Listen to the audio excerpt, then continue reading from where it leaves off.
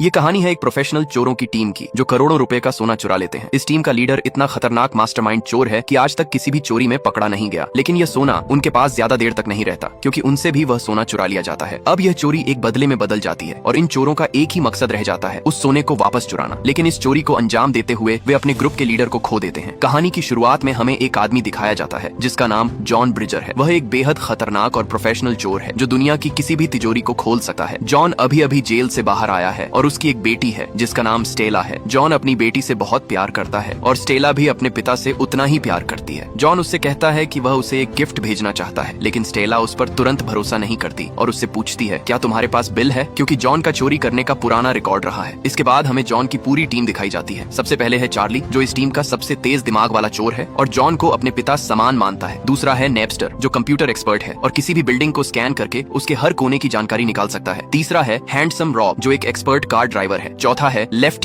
जो धमाकों का मास्टर है और कितनी भी मजबूत बिल्डिंग क्यों न हो उसे सिर्फ 10 सेकंड में उड़ा सकता है। और पांचवा है स्टीव जो इस पूरे प्लान को लीड करने वाला है और चोरी को अंजाम देगा। अब इन चोरों का टारगेट एक ऐसी तिजोरी है जिसमें $35 मिलियन का सोना रखा हुआ है। ये तिजोरी समुद्र किनारे बने एक घर के अंदर है जहाँ कई खतरनाक गैंगस्टर मौजूद हैं। स्टीव चुपके से उस घर के नीचे वाले फ्लोर तक पहुँच जाता है जबकि बाकी पांचों टीम मेंबर नाव से उस घर की तरफ बढ़ रहे होते हैं। कुछ ही देर में वे घर के साइड वाले एक टनल तक पहुँच जाते हैं। इस टनल के ठीक ऊपर स्टीव होता है और स्टीव के ऊपर वे गैंगस्टर होते हैं जिनके पास सोना है। तभी टीम का कंप्यूटर एक्सपर्ट पूरी बिल्डिंग को स्कैन करता है और उसे पता चल जाता है कि सोने की तिजोरी कहाँ रखी गई है। वह तुरंत सारी जानकारी स्टीव को दे देता है और स्टीव उस जगह को मार्क कर देता है जहाँ सोना रखा हुआ है। प्लान के मुताबिक टीम तिजोरी के नीचे बम सेट करती है और धमाका होते ही तिजोरी टूटकर नीचे गिर जाती है, जिसके बाद टीम तुरंत उस पर कब्जा कर लेती है और गैंगस्टर बाहर आकर देखते हैं कि उनका सोना उनकी आंखों के सामने दो चोर लेकर भाग रहे हैं। बोट में दो ही चोर होते हैं, एक तो उनका ड्राइवर हैंडसम रॉब और एक उसका दोस्त नेपस्टर। ये दोनों बहुत स्पीड में वहाँ से निकलने की कोशिश करते हैं, लेकिन इनका पीछा वो गैंगस्टर खोल देता। तिजोरी के अंदर बहुत सारा सोना था। ये चोर सारा सोना अपने बैग्स में भर लेते हैं और तभी वहाँ पुलिस आ जाती है, लेकिन तब तक चारों चोर वहाँ से निकल जाते हैं और उधर नेपस्टर और रॉब भी वहाँ से निकल जाते हैं। इस तरह ये सोना चुरा तो लेते हैं, लेकिन अब इनके साथ कुछ ऐसा होने वाला है जिसके बारे में ये सपने में भी नहीं सोच सकते। डकैती सफल होने के बाद पूरी टीम एक बर्फ से ढके पहाड़ पर मिलती है। वहाँ जॉन चार्ली की परफेक्ट प्लानिंग की तारीफ करता है। सब लोग खुश होते हैं और बात करते हैं कि अपने हिस्से का पैसा कैसे खर्च करेंगे। माहौल हल्का और मजेदार हो जाता है और सब हंसते मुस्कुराते हैं, लेकिन उनकी खुशी ज्यादा देर तक नहीं रहती। जब वे पुल पार कर रहे होते हैं तभी स्टीव के लोग उन्हें धोखा दे देते हैं। स्टीव हैंडसम रॉब पर बंदूक तान देता है और उससे स्टीयरिंग छोड़ने को कहता है। स्टीव के आदमी बस से गोल्ड उतारना शुरू कर देते हैं। तभी स्टीव अपनी बंदूक जॉन पर तान देता है जो गाड़ी से बाहर निकलने की कोशिश कर रहा होता है। जॉन उसे याद दिलाता है कि वे उसे ढूंढ लेंगे, लेकिन स्टीव बिना देर किए जॉन को गोली मार देता है। जॉन आखिरी कोशिश में गाड़ी भगाने की कोशिश करता है, लेकिन बस पुल से नीचे गिरकर ठंडी बर्फीली नदी में जा गिरती है। स्टीव लगातार गोली चलाता रहता है ताकि यह पक्का हो जाए कि कोई बचा ना हो। चोरों में से कोई बाहर नहीं आता। वो कार के अंदर ही बैठकर ऑक्सीजन लेते रहते हैं। अब स्टीव को लगता है सब मर गए हैं और वो वहाँ से चला जाता है। फिर सब चोर किसी तरह नदी किनारे निकलने में कामयाब हो जाते हैं। वहाँ चार्ली अपने गुरु जॉन की मौत से टूट जाता है और गहरे दुख में चला जाता है। अब धीरे धीरे वक्त बीता है और उस बात को पूरा 1 साल हो जाता है, लेकिन चार्ली और उसके साथी उस बदले को आज तक नहीं भूले थे। उधर स्टेला पुलिस के लिए लॉक तोड़ने का काम कर रही होती है। वह अभी अभी अपना काम पूरा करती है और उसकी स्किल की खूब तारीफ होती है। अपने ऑफिस लौटने पर उसकी मुलाकात चार्ली क्रोअर से होती है। चार्ली उसे बताता है कि उसने स्टीव का पता लगा लिया है और वह चुराया हुआ गोल्ड वापस लेना चाहता है। चार्ली बताता है कि स्टीव ने एक खास तरीके की तिजोरी बनवाई है जिसका लॉक सिर्फ तुम खोल सकती हो, इसलिए हमें तुम्हारी मदद चाहिए। लेकिन स्टेला चार्ली की बात सुनकर उसका ऑफर ठुकरा देती है। वो कहती है तुम लोगों की वजह से ही मेरे पिता की मौत हुई थी। स्टेला साफ कहती है कि वह अपने पिता की तरह चोर नहीं है। तब चार्ली उससे कहता है कि जॉन को मैं अपना पिता मानता था और मुझे सोना नहीं चाहिए, मुझे बस स्टीव से बदला चाहिए जिसने सोने के लिए मुझसे जॉन को छीन लिया था। इतना कहकर चार्ली वहाँ से चला जाता है, लेकिन उसी रात स्टेला का मन बदल जाता है। वो चार्ली को फोन करती है और कहती है कि वह स्टीव के चेहरे का वह एक्सप्रेशन देखना चाहती है जब वे गोल्ड वापस चुरा लेंगे। आखिरकार वह टीम में शामिल होने के लिए हाँ कर देती है। अगली सुबह चार्ली स्टेला का टीम से इंट्रोडक्शन कराता है और हर मेंबर को उनकी नई पहचान बताता है। अब ये सब के सब लॉस एंजलिस पहुंच जाते हैं। अब चार्ली और उसका दोस्त नेपस्टर स्टीव के घर के पास पहुंच जाते हैं। नेपस्टर कंप्यूटर हैकिंग में इतना एक्सपर्ट है कि वो चार्ली को स्टीव के घर की पूरी इन्फॉर्मेशन दे देता है। वो चार्ली को बताता है कि यहाँ कार्सन सिक्योरिटी सिस्टम लगा हुआ है जिसको आज तक कोई हैकर तो डीएच नहीं पाया है। नेपस्टर बताता है कि कार्सन कंपनी हर साल एक कॉन्टेस्ट रखती है और जो भी उस कॉन्टेस्ट में इनके सिक्योरिटी सिस्टम को ब्रेक कर देता है उसको 5 लाख रुपए दिए जाते हैं, लेकिन आज तक कोई भी उस कॉन्टेस्ट में जीत नहीं पाया। अब सीन कट होता है और हमें स्टीव को दिखाया जाता है जो इतने घर में बस अकेला रहता है और उसके घर में कोई नौकर भी नहीं है। वो ज्यादातर टीवी देखता रहता है। अब इन चोरों के पास सिर्फ एक रास्ता है, इन्हें किसी भी तरह स्टीव के घर के अंदर घुसना होगा ताकि वो ब्लूप्रिंट बना सके और उन्हें पता चल सके कि आखिर तिजोरी छुपाई कहाँ है। और इस काम के लिए वो स्टेला को चुनते हैं क्योंकि उसके अलावा इस काम को करने की किसी की हिम्मत नहीं हो रही थी, क्योंकि उनको पता था कि स्टीव अभी तक उन सबको जानता है। हालांकि स्टीव को लगता है वो मर चुके हैं, लेकिन अगर इनमें से कोई स्टीव के सामने गया तो वो इन्हें पहचान लेगा। अब ये स्टीव के घर का केबल कनेक्शन काट देते हैं और जब स्टीव केबल कनेक्शन कंपनी से कांटेक्ट करता है, लेकिन रॉब रिपेयर करने वाली महिला को मना लेता है और स्टेला उसकी जगह घुस जाती है। स्टेला की शर्ट में कैमरा होता है जिससे वो पूरे घर की वीडियो बना लेती है। अब वो सब चोर देखते हैं कि स्टीव ने उनके सारे सपने चुरा लिए होते हैं, जैसा उसने कहा था कि मैं तुम सबके सपने चुराना चाहता हूँ। वो देखते हैं यहाँ पर वही गाड़ियाँ होती हैं जिनमें से एक का सपना था और वो म्यूजिक सिस्टम भी होता है। ये सब देखने के बाद सब चोरों को बहुत गुस्सा आता है। उधर स्टेला अपना काम करती है और केबल कनेक्शन को सही कर देती है। बाद में स्टीव उसके साथ फ्लर्ट करने की कोशिश करता है और स्टेला को डिनर के लिए पूछता है। स्टेला उसके साथ जाना नहीं चाहती क्योंकि वो उसके पिता का खूनी था, लेकिन स्टीव को घर से बाहर निकालने का ये एक ही रास्ता था, इसलिए स्टेला मान जाती है और अब स्टेला वहाँ से निकल जाती है। जब वो कार के अंदर आकर बैठ जाती है तब चार्ली उससे कहता है, तुम्हें उसके साथ डिनर पर जाने की कोई जरूरत नहीं है, क्योंकि तुम बस उसे थोड़ा सा लेट करवा देना और बाद में जाने के लिए मना कर देना। इतने टाइम में तो हम यहाँ अपना काम पूरा कर लेंगे। अब सब चोर घर पर आकर स्टीव के घर के मैप को ध्यान से देखते हैं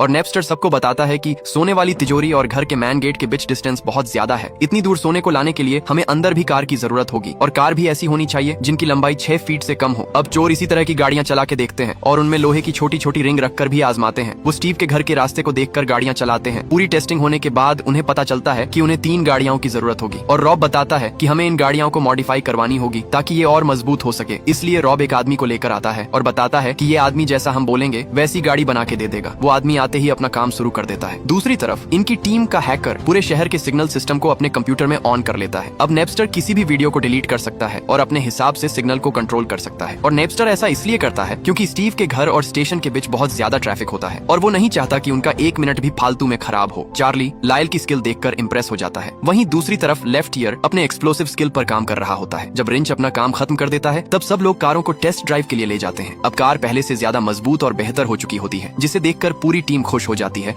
और उनका कॉन्फिडेंस बढ़ जाता है। उधर स्टीव यावोन से मिलने जाता है ताकि गोल्ड बार के बदले कैश ले सके। बातचीत के दौरान यावोन वेनिस में हुई गोल्ड चोरी का जिक्र करता है। यह सुनकर स्टीव का ध्यान तुरंत उधर चला जाता है और वह गुस्से से भर जाता है। वह यावोन से पूछता है कि उसने इस गोल्ड के बारे में किसे बताया है। जब यावोन कहता है कि उसने किसी को कुछ नहीं बताया तो स्टीव उसे गुस्से में उसकी डेस्क पर जोर से धक्का देता है और गोली मारकर उसकी हत्या कर देता है। कुछ ही मिनट बाद यावोन का कजिन मशका अंदर आता है जो यूक्रेनियन माफिया का लीडर होता है। अपने कजिन को मरा हुआ देखकर वह हैरान रह जाता है और समझ जाता है कि मामला बड़ा है। इसके बाद चार्ली लेफ्ट ईयर को एक्सप्लोसिव मटेरियल खरीदने के लिए ले जाता है। रास्ते में वे स्किनी पीट नाम के एक हथियार डीलर से मिलते हैं। चार्ली लेफ्ट ईयर को मना करता है कि वह स्किनी पीट को घूरे नहीं, लेकिन जैसे ही वे उसके सामने पहुंचते हैं लेफ्ट ईयर घबरा जाता है और कुछ बोल ही नहीं पाता। तभी उन्हें एहसास होता है कि वह असली स्किनी पीट नहीं है। वह वेनिस के गोल्ड बार का जिक्र करता है, लेकिन चार्ली साफ कह देता है कि वे इस बारे में बात करने नहीं आए हैं। आखिरकार वे उससे एक्सप्लोसिव डिवाइस लेने के लिए राजी हो जाते हैं और वहां से निकल जाते हैं। इसी दौरान यूक्रेनियन माफिया जो पहले से यावोन के किलर को ढूंढ रहा था, यावोन के एक कर्मचारी को पकड़कर पूछताछ करता है। डर के मारे वह कर्मचारी बता देता है कि लंबे काले बाल और बड़े टैटू वाला एक आदमी गोल्ड बार के बारे में पूछ रहा था। यह सुनते ही माफिया लीडर अपनी टीम को तुरंत स्किनी पीट के पास भेजने का आदेश देता है। वहां पहुंचकर वे स्किनी पीट से गोल्ड और यावोन की मौत के बारे में पूछताछ करते हैं। दूसरी तरफ चार्ली और उसकी टीम अपनी प्लानिंग को आगे बढ़ाने और अगला कदम उठाने की पूरी तैयारी में जुटी हुई होती है। लायल लगातार स्टीव की हर मूवमेंट पर नजर रख रहा था। आखिरकार एक दिन स्टीव अपनी कार लेकर स्टेला से मिलने निकलता है। जैसे ही चार्ली को यह पता चलता है वह जल्दी से प्लान चेक करता है, लेकिन तभी उसे खबर मिलती है कि स्टीव के पड़ोसी के घर पार्टी चल रही है। इसका मतलब था कि वे विस्फोटक का इस्तेमाल नहीं कर सकते क्योंकि धमाके से सबको पता चल सकता था। अब चार्ली के पूरे प्लान पर पानी फिर जाता है। मजबूरी में उन्हें अपनी योजना कैंसिल करनी पड़ती है। अब स्टेला के पास कोई रास्ता नहीं बचता और उसे अपनी डेट के लिए रेस्टोरेंट में स्टीव से मिलना पड़ता है। रेस्टोरेंट में स्टीव उसकी खूब तारीफ करता है, उसके काम की भी और उसकी खूबसूरती की भी। बातचीत के दौरान वह स्टेला को अपने घर चलने के लिए कहता है, लेकिन स्टेला साफ मना कर देती है और कहती है कि सब कुछ धीरे धीरे होना चाहिए। लेकिन स्टीव को स्टेला के साथ गुलू गुलू करना था। फिर स्टीव अचानक उसके भरोसे पर सवाल उठाता है। इस पर स्टेला शांत होकर जवाब देती है, मैं सब पर भरोसा करती हूँ, लेकिन उनके अंदर का शैतान उन पर भरोसा नहीं करता। ये वही लाइन थी जो उसके पिता अक्सर कहा करते थे। ये सुनकर स्टीव थोड़ा चौंक जाता है और कहता है कि वह किसी ऐसे आदमी को जानता था जो यही बात कहता था। तभी स्टीव अचानक स्टेला का हाथ पकड़ लेता है और स्टेला से पूछता है कि सच सच बता, तेरे साथ और कौन है। उसी वक्त चार्ली और पूरी टीम रेस्टोरेंट के अंदर आ जाते हैं। स्टीव उन सबको देखकर हैरान हो जाता है और सब समझ आ जाता है कि ये सब इनकी प्लानिंग थी और वो उनको बोलता है कि तुम मेरा सोना कभी नहीं चुरा सकते। स्टीव चोरों को ये भी बताता है कि मेरे घर के बाहर सिर्फ गार्ड है, लेकिन अंदर बहुत सारे गार्ड हैं। और वो कहता है कि मुझे ये भी पता है तुमने मेरा सिस्टम हैक किया है, लेकिन मैं अब उसकी सारी सेटिंग चेंज कर दूंगा और मेरे पास वैसे भी अब सोना बहुत काम बचा है और बाकी जो भी बचा है उसे भी जल्दी ही बेच दूंगा। स्टीव स्टेला के पिता की मौत को लेकर ताना मारता है, जिससे स्टेला गुस्से में उससे भिड़ने की कोशिश करती है, लेकिन रॉब उसे रोक लेता है। स्टीव फिर घमंड में अपने सिक्योरिटी सिस्टम के बारे में बताता है और कहता है कि उसकी तिजोरी को तोड़ना टीम के लिए नामुमकिन है। तभी चार्ली गुस्से स्टीव के चेहरे पर जोरदार मुक्का मार देता है, जिसके कारण स्टीव जमीन पर गिर जाता है। अब सीन कट होता है और हमें दिखाया जाता है कि टीम अपने ठिकाने पर लौट आती है। वहाँ चार्ली स्टेला को शांत करता है और उसे दिलासा देता है। वह समझाता है कि स्टीव को देखकर उसके अंदर जो दर्द और गुस्सा जागा वह नॉर्मल है। इसी बीच नेपस्टर एक बड़ी खबर देता है कि स्टीव गोल्ड को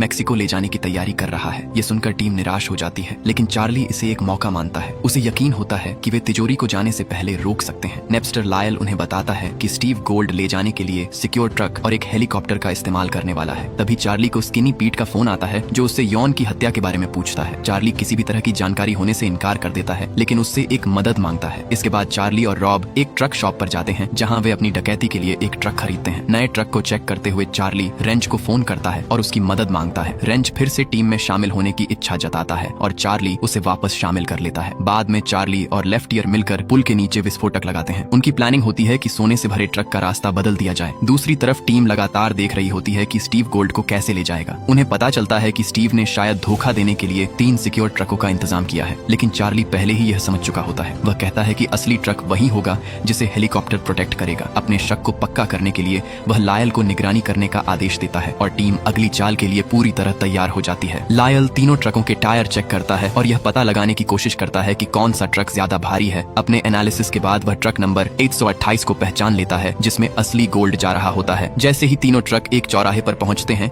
वे अलग अलग रास्तों पर निकल जाते हैं। लायल ट्रैफिक कैमरों से उन पर नजर रखता है और उसी रास्ते पर बड़ा ट्रैफिक जाम लगा देता है, जहां से ट्रक 128 को गुजरना था। उधर स्टीव अपने हेलीकॉप्टर से सब कुछ देख रहा होता है और समझ जाता है कि कुछ गड़बड़ है। वह तुरंत अपने पायलट को रास्ता बदलने का ऑर्डर देता है, लेकिन लायल ट्रैफिक लाइट को हैक करके ट्रक 128 को फिर से उसी रास्ते पर मोड़ देता है, जहां टीम उसका इंतजार कर रही होती है। अब शुरू होता है तेज स्पीड चेज। टीम ट्रक का पीछा करती है और भीड़भाड़ वाली सड़क, सीढ़ियों और एक ट्रेन स्टेशन से होते हुए तेजी से आगे बढ़ती है। हालात मुश्किल हो जाते हैं, लेकिन सब एक दूसरे को मोटिवेट करते रहते हैं। सही समय पर लायल एक बटन दबाकर ट्रेन को रोक देता है ताकि टीम आराम से गुजर सके। आखिरकार वे पुल के नीचे पहुंच जाते हैं और रेंच के सिग्नल का इंतजार करते हैं। जैसे ही सिग्नल मिलता है, लेफ्ट ईयर विस्फोट कर देता है, जिससे सड़क टूट जाती है और ट्रक सीधे गड्ढे में गिर जाता है। रेंच तुरंत एक्शन लेकर गड्ढे को छुपा देता है ताकि किसी को शक न हो। उधर स्टीव एक बटन दबाकर अपने आदमियों को ट्रक ढूंढने का ऑर्डर देता है। इसी बीच टीम ट्रक तक पहुंचती है, लेकिन अंदर की तिजोरी देखकर सब चौंक जाते हैं, क्योंकि स्टीव ने तिजोरी चेंज कर दी होती है। चार्ली तुरंत स्टेला से पूछता है कि क्या वह इसे खोल सकती है। स्टेला बताती है कि यह नया मॉडल है और इसे तोड़ना बहुत मुश्किल होगा, क्योंकि स्टेला ने जिस तिजोरी को खोलने की थी उसको स्टीव ने यहाँ रखा ही नहीं। स्टेला चार्ली को कहती है कि जब वो रेस्टोरेंट में मिले तब शायद स्टीव को शक हो गया हम पर, और इसलिए उसने कहा था तुम मेरी तिजोरी कभी नहीं खोल सकते। फिर भी वह ड्रिल से तिजोरी खोलने की कोशिश शुरू करती है, लेकिन काम बहुत कठिन लगने लगता है। तब वह जल्दबाजी छोड़कर अपने स्किल का इस्तेमाल करते हुए धीरे धीरे काम करती है और वो बताती है कि इसके अंदर एक शील्ड लगी हुई है, अगर वो टूट गई तो तिजोरी हमेशा के लिए लॉक हो जाएगी। काफी मेहनत के बाद आखिरकार स्टेलो तिजोरी को खोल देती है। टीम खुश हो जाती है और गोल्ड को मिनी कूपर में शिफ्ट करना शुरू कर देती है। लायल भी गोल्ड देखकर एक्साइटेड हो जाता है। अब टीम उस टनल से भाग निकलती है, लेकिन स्टीव के आदमी उनका पीछा करना शुरू कर देते हैं। सुरंग के अंदर तेज छेद शुरू हो जाती है और स्टीव के आदमी गोलियां चलाने लगते हैं। हालात खतरनाक हो जाते हैं, लेकिन टीम किसी तरह उन्हें चकमा देकर हाईवे पर पहुंच जाती है। तभी स्टीव अपने हेलीकॉप्टर से उन्हें देख लेता है और खुले मैदान से उनका पीछा जारी रखता है। कुछ देर बाद वे फिर सड़क पर आ जाते हैं। अब चार्ली फैसला करता है कि वह अलग रास्ता लेगा, लेकिन स्टीव उसका पीछा नहीं छोड़ता। आखिरकार कुछ समय बाद स्टीव और चार्ली आमने सामने आ जाते हैं। चार्ली किसी तरह हेलीकॉप्टर के ब्लेड से बाल बाल बच जाता है। स्टीव हेलीकॉप्टर से कूदकर बाहर आता है और एक अजनबी से कार छीनकर चार्ली का पीछा करने लगता है। आगे जाकर चार्ली अपनी टीम से फिर मिल जाता है और सब लोग जल्दी जल्दी मिनी कूपर कारों को ट्रेन के डिब्बे में चढ़ाकर निकलने की तैयारी करते हैं, लेकिन स्टीव उनका पीछा करता रहता है और वह देख लेता है कि टीम ट्रेन के डिब्बे से निकल रही है। तभी वह रेंच के पास जाता है, उसे एक मजदूर समझकर, और अंदर जाने देने के बदले $5000 देने की बात करता है। ये आदमी वही है जिसको रॉब ने चार्ली से मिलवाया था और इसने ही चार्ली के लिए सब कारों को मॉडिफाई किया था। स्टीव पहले ही मिनी कूपर के लिए आधे पैसे रेंच को दे चुका होता है और बाकी बाद में देने का वादा करता है। रेंच पैसे ले लेता है और ट्रेन का डिब्बा खोल देता है। दरवाजा खुलते ही स्टीव चौंक जाता है, क्योंकि अंदर चार्ली खड़ा होता है। चार्ली स्टीव की चालाकी की तारीफ करता है और कहता है कि तुमने प्लान बहुत अच्छा बनाया था, एक की जगह तुमने 3 ट्रक लगाए, लेकिन साफ कह देता है कि अब सारा गोल्ड उसके पास है और स्टीव के पास कुछ भी नहीं बचा। स्टीव गुस्से में बंदूक निकालता है और चार्ली पर तान देता है और कहता है मेरा सारा सोना वापस करो, नहीं तो तुम भी जॉन की तरह मारे जाओगे। लेकिन तभी यूक्रेनी माफिया वहाँ पहुँच जाता है। स्टीव उन लोगों को पहचान नहीं पाता और पूछता है कि वे कौन है। माफिया लीडर खुद को यान का कजिन बताता है। यह सुनते ही स्टीव समझ जाता है कि वह बड़ी मुसीबत में फंस गया है, क्योंकि स्टीव ने यान को मार दिया था। वह तुरंत यान की मौत में अपनी गलती से इनकार करता है और कहता है कि यान पहले ही मर चुका था। वह माफिया से बात करके मामला संभालने की कोशिश करता है, लेकिन चार्ली पहले ही उनसे डील कर चुका होता है। तभी चार्ली यान के कजिन को एक सोने से भरा हुआ बैग देता है। उसी समय स्टेला मौका देखकर स्टीव को जोरदार घूंसा मारती है। माफिया के लोग स्टीव को अपने साथ ले जाते हैं। स्टेला अपने पिता की मौत का बदला लेकर बहुत खुश होती है और खुशी में चार्ली को गले लगा लेती है। दूसरी तरफ स्टीव माफिया लीडर से लगातार माफी मांगता रहता है और चार्ली के ऑफर से 2 गुना देने की बात करता है। लेकिन अब बहुत देर हो चुकी होती है। आखिर में चार्ली और उसकी टीम अपनी जीत सेलिब्रेट करती है। सब लोग खुश होते हैं और ट्रेन में बैठकर अपनी नई यात्रा के लिए निकल जाते हैं। बहुत सालों पहले स्टेनले के पिता जॉन ने चार्ली से कहा था, चोर 2 तरीके के होते हैं। एक चोर ऐसा होता है जो जीने के लिए चोरी करता है और एक चोर चोरी के लिए जीता है। जॉन ने कहा था कि दूसरे तरीके वाले चोरों जैसा कभी मत बनना। और इसी सीन के साथ कहानी यहीं पर खत्म हो जाती है।